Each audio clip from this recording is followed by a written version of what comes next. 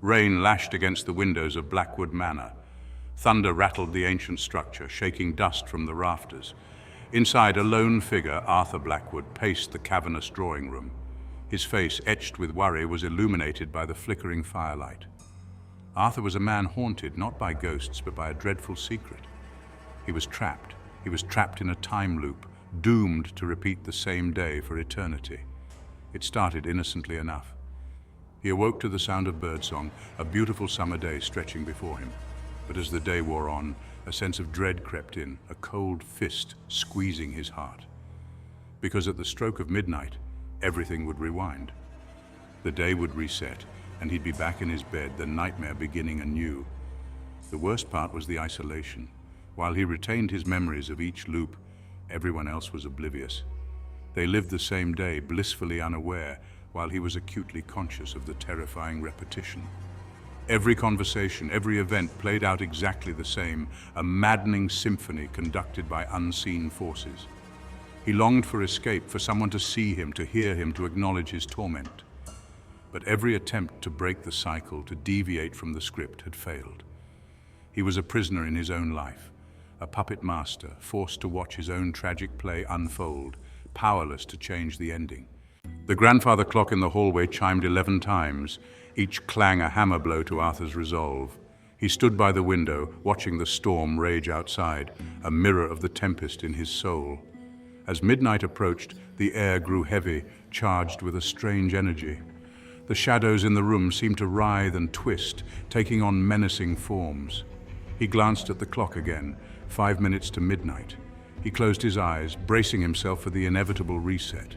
He'd tried everything to break free. He'd confessed his sins, real and imagined, hoping some karmic debt would be paid. He'd even attempted to outrun the clock, to flee the manor, only to find himself inexplicably transported back to his bed at the stroke of 12. 1 minute. He felt a chill run down his spine, the air growing colder. He opened his eyes, drawn to the mirror above the fireplace. For a fleeting moment, he saw another figure standing behind him, a spectral silhouette shrouded in darkness. Their eyes met in the mirror, his own wide with terror, the figures filled with a cold, malevolent amusement. Then everything went black. He woke with a gasp, heart pounding. Sunlight streamed through the window, birdsong filled the air. It was the beginning of the loop again. He lay there, a prisoner of dawn, the memory of the figure in the mirror seared into his mind. Days blurred into weeks, each loop a fresh torment. Arthur had lost count of how many times he had woken up to the same morning, the same routine, the same despair. The once vibrant manor now felt like a prison, its walls closing in on him with each passing day.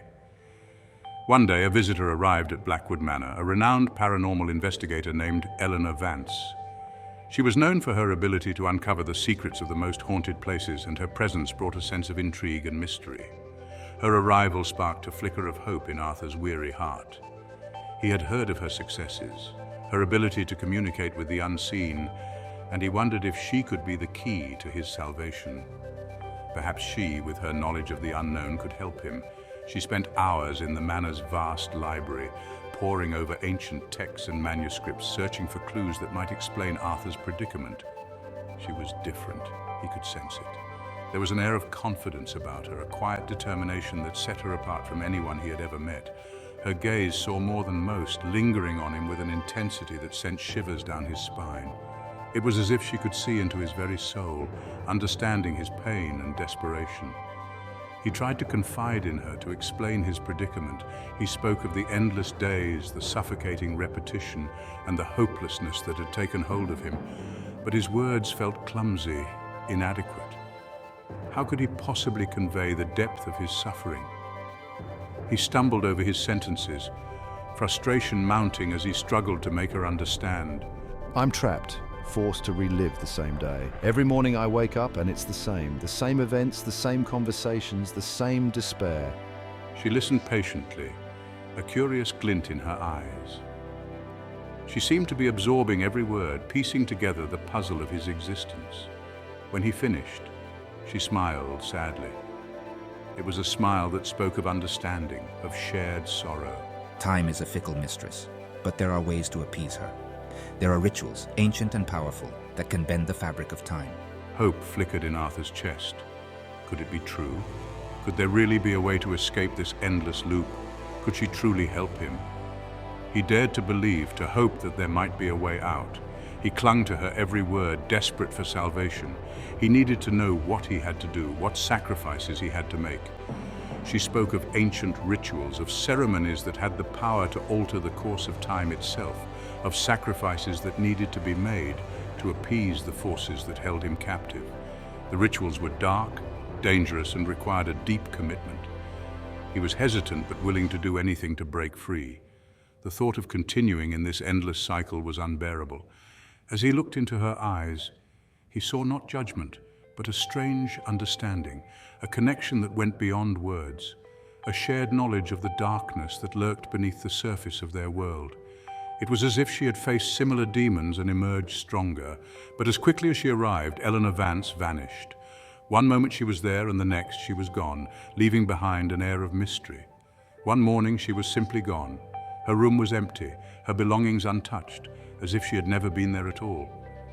Arthur searched the manor from top to bottom, but there was no trace of her. It was as if she had vanished into thin air. Had she found a way to break the loop, leaving him behind?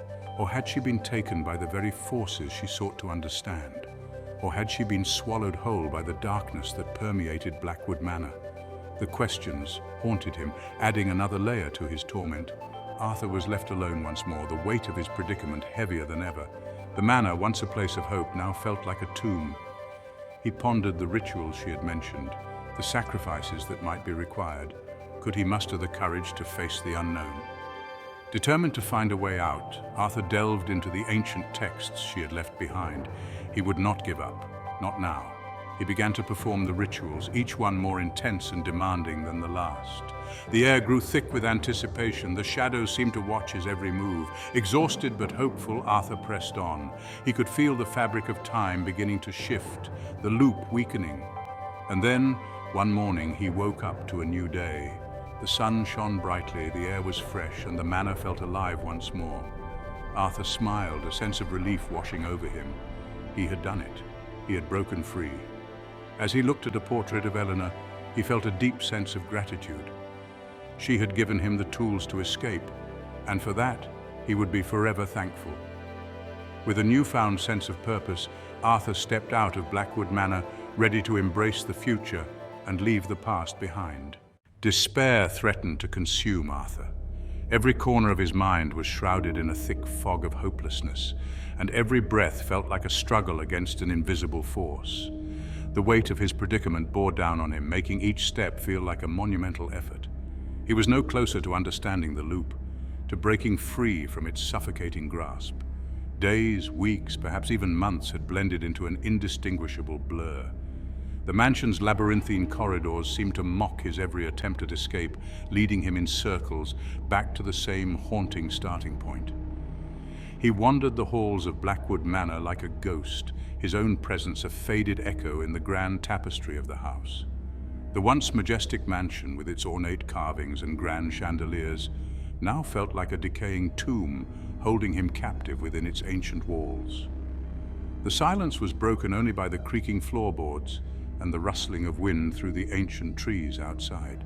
Each sound seemed amplified in the oppressive stillness, a reminder of the life that once thrived within these walls, but was now long gone. One evening, as he sat alone in the library, he heard it. The room, filled with the scent of old books and the dim glow of a single candle, had always been his refuge. But tonight, it felt different, charged with an unsettling energy. A whisper, faint but distinct, coming from the walls themselves. He froze, listening intently. The sound was almost imperceptible at first, like the rustling of leaves or the distant murmur of a stream. But as he strained to hear, it grew clearer, more insistent. The whisper came again, closer this time, a chilling murmur that sent shivers down his spine. It was as if the very walls of the mansion were alive, breathing out secrets and sorrows that had been buried for centuries. He couldn't make out the words, but the voice was unmistakable. It was his own, yet twisted and distorted, as if filtered through a veil of malevolence. The realization struck him like a physical blow, leaving him reeling. It was his own voice, but distorted, laced with an underlying malice that chilled him to the bone. The whispers seemed to crawl under his skin, filling him with a dread that was both familiar and alien. He pressed his ear against the cold stone wall, his heart pounding in his chest. The stone felt unnaturally cold, as if it had absorbed the despair and anguish of countless souls over the years. The whispers grew louder, swirling around him like a vortex of despair.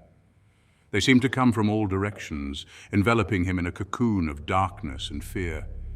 Each whisper was a fragment of his own thoughts, twisted and amplified to torment him. He felt a presence behind him, cold and menacing. It was as if the very air had turned to ice, pressing down on him with an almost tangible weight. The hairs on the back of his neck stood on end, and a chill ran down his spine. He didn't need to turn around to know he was no longer alone. The presence was palpable, a dark shadow that seemed to pulse with malevolent intent. He could feel its gaze, cold and unrelenting, boring into him. He was surrounded by shadows, by echoes of himself, each one whispering his deepest fears, his darkest secrets. They seemed to know him intimately, to understand the very core of his being, and they used that knowledge to torment him. He stumbled back, knocking over a stack of books in his haste to escape the suffocating darkness. The sound of the books crashing to the floor was deafening in the silence, a stark contrast to the insidious whispers that filled the room. He fled the library, the whispers echoing after him, chasing him through the empty halls of Blackwood Manor. Each step felt like a desperate bid for freedom, but the shadows clung to him, relentless in their pursuit. He was trapped, not only in a time loop, but also in a prison of his own making, haunted by the ghosts of his past and the terrors of his own mind. The mansion had become a living nightmare, a place where time and reality twisted and turned, leaving him lost and alone in the dark. I bet you didn't know that the final confrontation in a haunted time loop can change everything. It's not just about facing your fears. It's about confronting the very essence of your past, your regrets, and your deepest, darkest secrets. As the clock struck midnight, the air in Blackwood Manor grew thick with anticipation. The silence was almost deafening, broken only by the distant hoot of an owl and the rustling of leaves in the wind. Arthur knew this was it, the moment of reckoning. He had prepared for this night, but nothing could truly ready him for the horrors that awaited. He stood in the grand hall, where the shadows seemed to writhe and twist, taking on a life of their own. The once grandiose room now felt like a living, breathing entity, watching his every move. The whispers from the walls grew louder, more insistent, revealing secrets of the past, truths Arthur had long buried. Each whisper was a dagger to his heart, reminding him of his failures and the people he had lost. "You cannot escape," the walls seemed to say, their voices a cacophony of dread. The words echoed in his mind, a relentless reminder of his entrapment. "You are one of us now." The shadows seemed to mock him, their grotesque shapes and faces leering at him with malevolent glee. They were the embodiment of his guilt and fear, come to life to torment him. Arthur's heart pounded as the shadows closed in, forming grotesque shapes and faces that leered at him with malevolent glee. He could feel their cold breath on his skin, their icy fingers reaching out to drag him into the darkness. He felt the weight of his past mistakes, his regrets, pressing down on him, suffocating him. Every wrong decision, every moment of weakness, came rushing back to him in a tidal wave of despair. "I won't be trapped here forever," Arthur shouted, his voice trembling but defiant. He refused to let the shadows claim him, to let his past define his future. "I will find a way out." His voice echoed through the grand hall, a beacon of hope in the suffocating darkness. But the shadows only laughed, a cold, hollow sound that echoed through the hall. Their laughter was a cruel reminder of the hopelessness of his situation. They surged forward, enveloping him in darkness. The cold, inky blackness swallowed him whole, suffocating him, draining his strength. Arthur felt himself being pulled into the void, his strength waning. The darkness was relentless, a never-ending abyss that threatened to consume him entirely. Just as he was about to succumb to the abyss, a glimmer of hope pierced the darkness. A memory, a fragment of a happier time, gave him the strength to fight back. A memory, a fragment of a happier time, gave him the strength to fight back. He remembered the laughter of his loved ones, the warmth of their embrace, and the joy of simpler times. He focused on that light, pushing against the shadows with all his might. The memory of love and happiness fueled his resolve, giving him the strength to resist the darkness. The whispers grew frantic, their hold weakening. The shadows seemed to waver, their grip on him loosening as he fought back with renewed vigor. Arthur could feel the time loop unraveling, the walls of Blackwood Manor trembling. The very fabric of the haunted mansion seemed to be coming apart at the seams. With one final, desperate push, he broke free, the shadows dissipating into nothingness. The darkness that had once threatened to consume him vanished, leaving him standing in the grand hall, victorious. The clock chimed once more, and Arthur found himself standing in the grand hall, the air clear and still. He had done it. He had broken the loop. He had broken the loop. The oppressive atmosphere of the mansion lifted, replaced by an eerie calm. But at what cost? The memories of the horrors he had faced would never leave him. The shadows and whispers might be gone, but their memory would haunt him forever. As he walked out of Blackwood Manor, the first rays of dawn breaking through the trees, he knew he would never be the same. The experience had changed him, leaving an indelible mark on his soul. The shadows and whispers might be gone, but their memory would haunt him forever. Every creak of a floorboard, every whisper of the wind would remind him of the night he faced his darkest fears. Will Arthur find peace, or will the haunted echoes of Blackwood Manor follow him into the light? The future was uncertain, but one thing was clear. He had survived the night, and that was a victory in itself. Only time will tell. The dawn of a new day brought with it the promise of hope and healing, but also the lingering shadows of the past. Don't forget to like, comment, and subscribe for more tales of the unknown. Join us as we continue to explore the mysteries that lie just beyond the veil of reality.